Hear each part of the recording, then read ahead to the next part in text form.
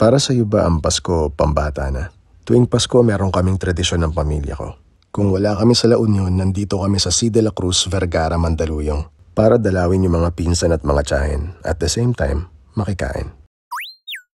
Pagdating namin, nandito na sila. Kababatang pinsan ko yan si Kuya Mark. Yan naman si Delon, asawa ng pinsan kong si Mara. Siya naman kapatid ni Mara, si Nike. Yung setting normal na bahay na naghahanda. Yung lamesa puno ng pagkain. Para kung may darating, kakainin na kung ano yung nakahain. Sumalang na si Mama at Bakus. Ako na lang ang hinihintay jumoinin. Bata pa lang pala ako na-introduce na ako sa paella sa pamamagitan ng arroz a la Valenciana. Pinoy version to ng paella na staple sa mga handaan ni na tita. Yun lang sayang yung itlog na overcook nila. Kumuha ako ng fried chicken, ng lumpia, ng lechon manok, pati ng pork barbecue. Asawa siya ni Kuya Mark, si Mary Lou. Yan naman si Ann. Kaya ako napatayo kasi sabi ko parang meron dong niluluto. Eto pala yun, empanada. Kumuha ako ng isa. Itong pork barbecue na timplahan na maigi at malambot yung karne. Isaw-saw mo sa suka ang uhaw na lumpia. Charet, lechon manok, madaling bilhin kaya staple na rin. In fair dito sa arroz a la Valenciana, kung paano ko siya unang natikman, ganun pa rin ang timpla.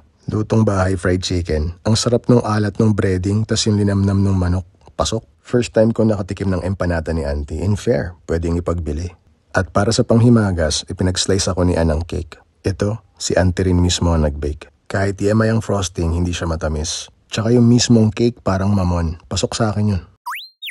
At ang laging punong abala, si Auntie Dottie, na nagtrabaho ng napakahabang panahon bilang nurse sa Saudi. Inuna niya ng husto ang pamilya. Hindi na siya nakapag-asawa. Walang anak. Dalaga. Dati mga yakapan na ganyan iniiwasan ko yan sa pamilya. Kasi para sa akin, masyadong madrama. Pero nung tumanda na sabi ko sa sarili ko, okay rin pala. Meron tong saya na naibibigay na kailanman hindi mabibili ng pera. Si Auntie Joanne yung nasa kaliwa, kapatid ni Auntie Dottie na mas bata. Bukod sa arroz a la Valenciana na Pinoy style paella, si Auntie Dottie rin palang nag-introduce sa akin sa carbonara. Nung una ayaw ko pang kainin kasi nga puti yung sauce, feeling ko alanganin. Turns out, ang sarap pala, men. Kahit meron nang nakahain sa lamesa, ikinuha ko ni Auntie na nasa kawali pa. Service-oriented talaga. Feeling ko tuloy ang special ko dahil sa ginawa niya. Nahiya ako ng bahagya. Hindi man ito yung nakasanayan kong lasa at timpla ng carbonara ni Auntie. Hindi ako magdadalawang isip na tumangkay. O diba, natapon? Ay, hindi ko pala nasabi. Magpinsan buo si Mama tsaka si Auntie. Sabi ang Pasko pang bata na raw. Yung pala, dapat nagbabago ang pananaw. Kasi pag bata ka, binibigyan ka ng pamasko. Pag nagkakaedad ka na, ikaw na magbibigay nito. Nagta-transition pala, no? Masarap talaga yung nabibigyan. Wala tayong pag-uusapan dyan. Pero pag kaya mo na, ikaw naman. Pagdating sa ganito, walang pilitan. Kung ano lang ang dinidikta ng kalooban. At hindi kailanman pagarbuhan ng sukatan. Dahil kung hindi yan galing sa puso, baliwala yan.